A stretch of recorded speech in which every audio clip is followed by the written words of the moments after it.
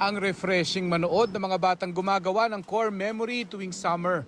Biruin mo maliit na inflatable pool lang sa bangketa, talo-talo na.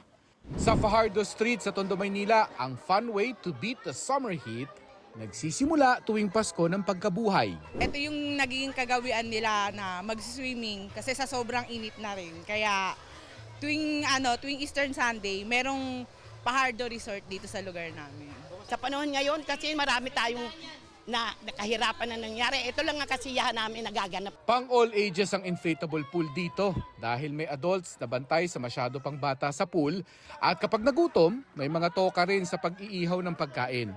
Mukhang piyesta yung yung lugar namin. Nagkakaisa kaming lahat dito, kanya-kanyang labas ng swimming pool. Pero may paalala ang mga eksperto na hindi dapat kaligtaan. Siguraduhin natin na yung mga naliligo dyan, walang mga skin infections, no? Na pwede nating maisawsaw doon sa tubig at can also be cause of contamination. May mga fungal at bacterial infection na pwedeng maipasa sa contaminated pool gaya ng athlete's foot, ringworm at kulugo.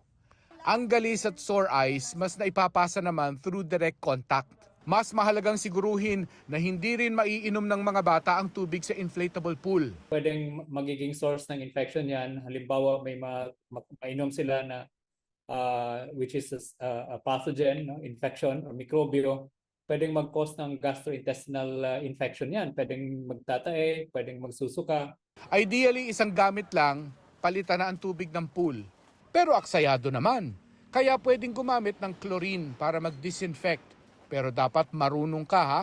May mga chlorine na over-concentrated, it can also cause irritation. Kaya siguro they need to get the advice doon sa mga nagtitinda, ano yung proportion ng gallons of water and then the amount of the chlorine na ihahalo nila doon sa inflatable pool.